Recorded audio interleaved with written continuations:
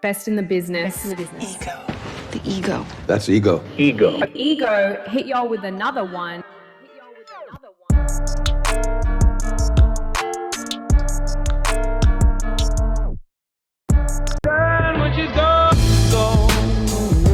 We unpack. We unpack. We unpack. Coming to you live, boxing ego unpack. Yeah. We unpack. We unpack. We unpack. Coming to you live. Regis Prograis weighs in on Canelo. Payday, you want payday? I know that. And Terence Crawford. He really has concerns about Terence Crawford. Not his size, but his power. No one man should have all this power. That's what I will talk about in this video. What up, Fight World? It's your boy Ego, and I'm back with more box. Listen, Regis Prograis has an upcoming fight. He weighed in on Mill City Boxing, weighed in on the Canelo Crawford, and he has definite concerns. I'll jump right into the quote. Regis Prograis says, quote, "I've always been high on Terence Crawford, but you're fighting somebody so dang good and big at the same time, two whole divisions." He goes on to say, "I know that Crawford probably sparred with heavyweights, but it's always different when you get in person and get in with the person, and that person can take your punches, and it depends on how well Crawford can take the punches from Canelo. Jermell Charlo looked way bigger than Canelo, but then they fought, and you could see the difference. You could see the size difference." He goes on to say, "It's different when you're weighing in with somebody. Jermell Charlo was bigger than Canelo. It's a big difference when you're in there with that person." We're going to see that right now. Right now, Crawford looks to be the same as Canelo. Body-wise, he looks the same. It looks like Crawford is getting bigger. When you get in the ring, it's always going to be different. Canelo is short and squat. His neck is way out there. Canelo is built like a wrestler. "Once again, I am the best in the business, and it's not even close. Do you notice the exact same things that I have said, that I've put out? Later on, the fighters, former champions, trainers, people in the industry, they start to say everything that I've told you on the channel. And Regis Prograis right here is no exception. Literally almost verbatim what I've said. The big thing here is this with Crawford. Nobody doubts Crawford's skills, right? However, it is a big ask when you are doing so many things all in one fell swoop. Let me explain. I can explain this, right? So you're moving up in weight, which means you have to gain weight,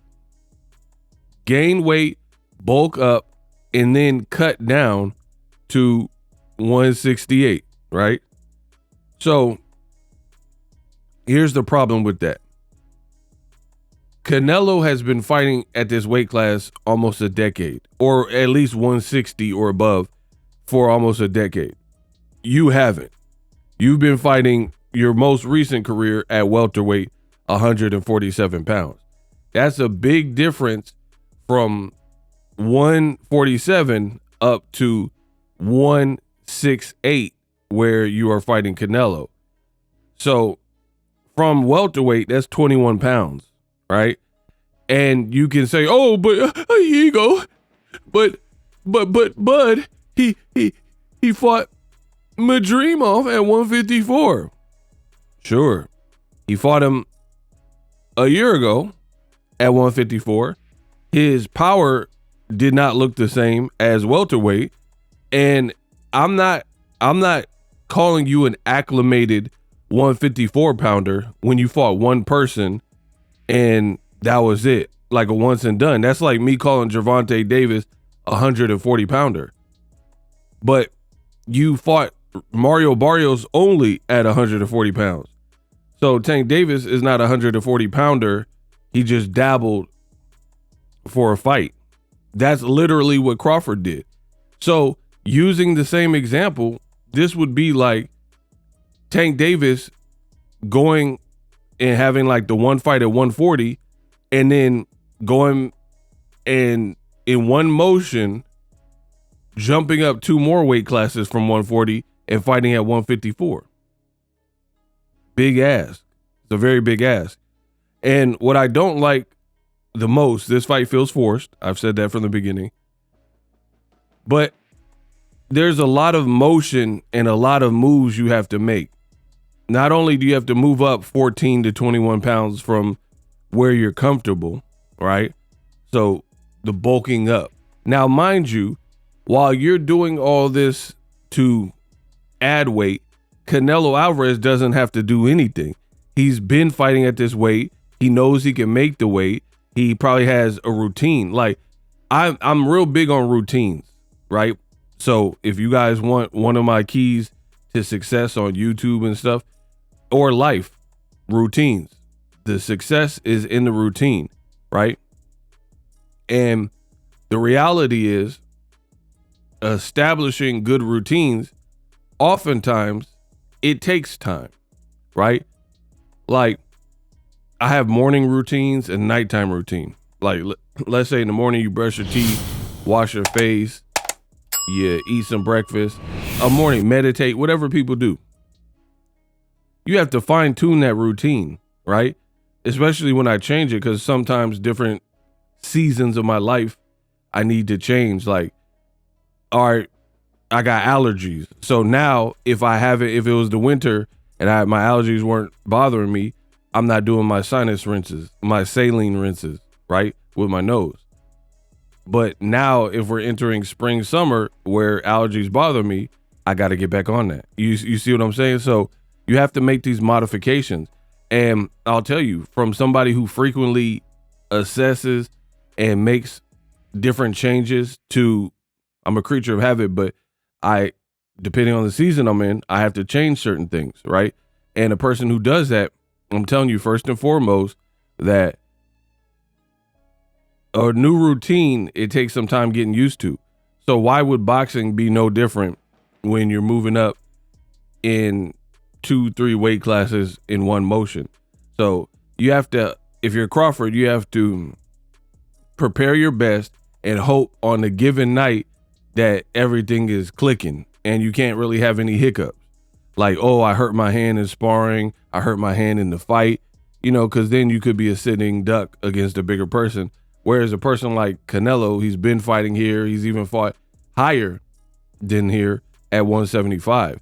So what Regis Prograis is saying is nothing different than what Boxing Ego has been telling you. A lot for Crawford to jump over and hurdle in this fight with Canelo Alvarez. And there's a thing where Crawford can get as big as he wants and look bigger than Canelo and all that. I'm not really sold by that because Canelo, again, he has proven that he's functional at this added weight, and he's fought good names at this added weight. Caleb Plant, fought Kovalev and Bivol at 75.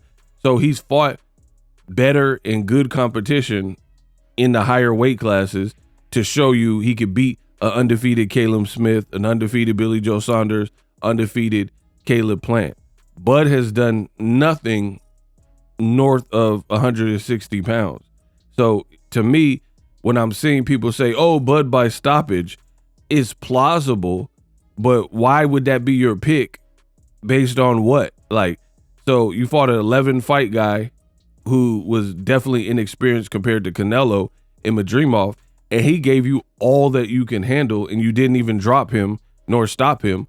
So why would you pick Bud to stop a guy has a granite chin and has more fights at the weight class? I just don't see that. Again, it's possible. It's boxing. Anything's possible. But, I would be surprised if Bud stopped Canelo, right? And I don't get surprised often in boxing because I'm realistic and I'm objective when it comes to breaking down these fights. I would be pretty surprised if he stopped him. And just put it this way. If Bud stops Canelo violently, like some of you guys are saying, there's going to be questions about how he did it. We'll just leave it at that. People are going to be using the name Snack, and they're going to question how this was achieved. If that happens, which I don't think will happen, but you guys are saying it will happen, then expect those comments to come.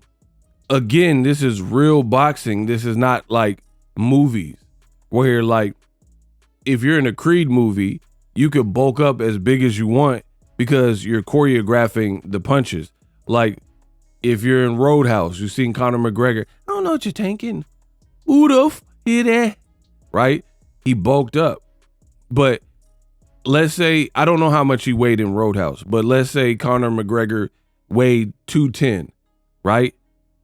But that's different fighting Jake Gyllenhaal, where you could yell cut on a movie set and you're choreographing the fight. So it's kind of like WWE for the cameras, right?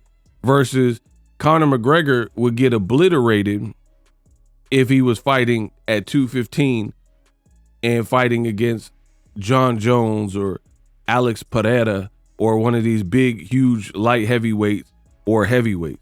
That's just not his division. We've seen him get beat by Poirier.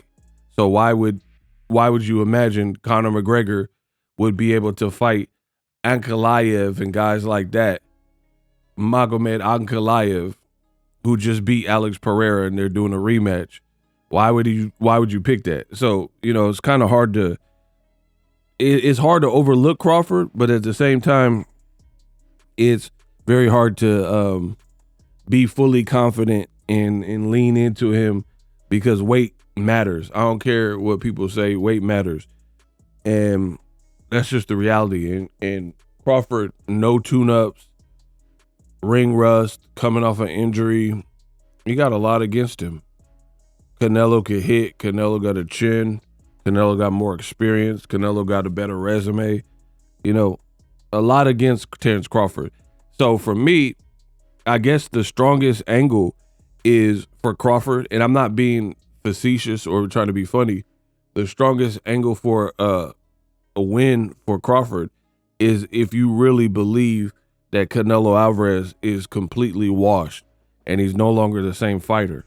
But if it's the fighter, the formidable Canelo that beat Caleb Smith, Caleb Plant, Danny Jacobs, if he got some of that prime in him, then it's an uphill battle for Crawford. But if you think that Canelo is ripe for the picking and he hasn't looked the same so much to the point, then I guess that's Crawford's best chance, is if, he does everything right and Canelo kind of gets old overnight, if it looks FAF, or, if Canelo starts to fall apart, because he has shown signs of regression. I will say that Canelo has showed signs of regression and not being able to stop guys and stuff like that. So I don't know. Let me know what you guys think, but Regis Prograis spot on with the weight assessment. And the other thing with Crawford bulking up is you doing all this and focusing so much on the bulk and added bulk that you still have to be able to maintain what made you good in the first place, right? The attributes, the speed, the cunning, agility, and footwork, all these things that made you a great fighter. When you start changing up and changing, then now it becomes something potentially different. Do you get me? It's almost like a movie. Like, you've ever seen those movies where you love the first movie and then they do a sequel, but then they change actors or they do a reboot. Like, let's say Blade. I love Blade, the Wesley Snipes Blade movies, right? Frost, I need my serum. But Marvel has had all these issues trying to do this reboot. And truth be told, I don't know how new dude is going to do. Maybe he does good, maybe he doesn't. But he has big shoes to fill because Wesley Snipes owned that role, right? And he actually trains martial arts. I don't know about this new dude. So the point I'm making is, in a movie, in a franchise, Blade was awesome because you had Wesley Snipes, you had this director, you had this screenplay, etc. So when you get in there and start moving things and changing things and it doesn't align with the initial, then it's a whole different movie, right?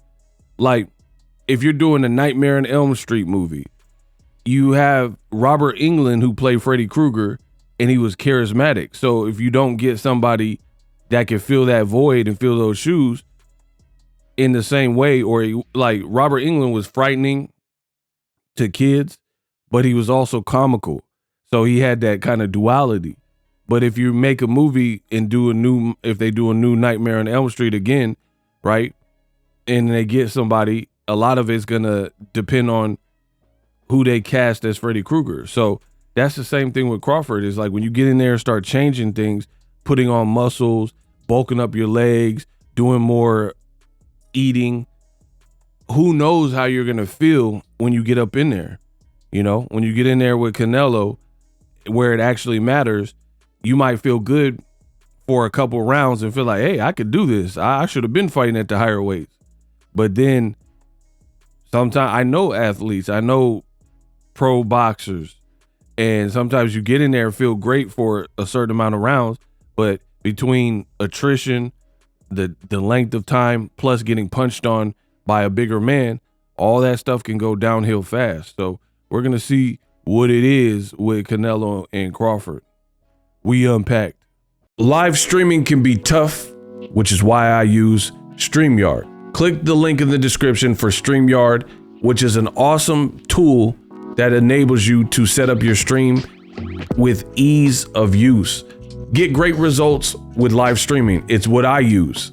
Stream to social media with ease with StreamYard. Live streaming is here to stay. Engage with your audience using StreamYard. Great way to reach out to your audience and connect. So you need a tool that can do that.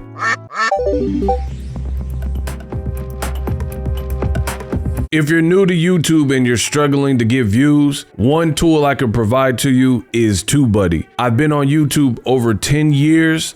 I use TubeBuddy daily to crank out videos just like this one that you're watching. Learn how the pros do it with TubeBuddy. YouTube receives a lot of traffic, which also means a lot of creators, a lot of people putting out content. So you need to learn the ropes so you know how to separate yourself, especially if you're new.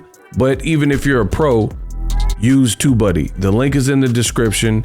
Get more views, more subscribers, and a higher click-through rate, so ultimately you can realize all of your online goals. Use my affiliate link in the description and grow your channel fast.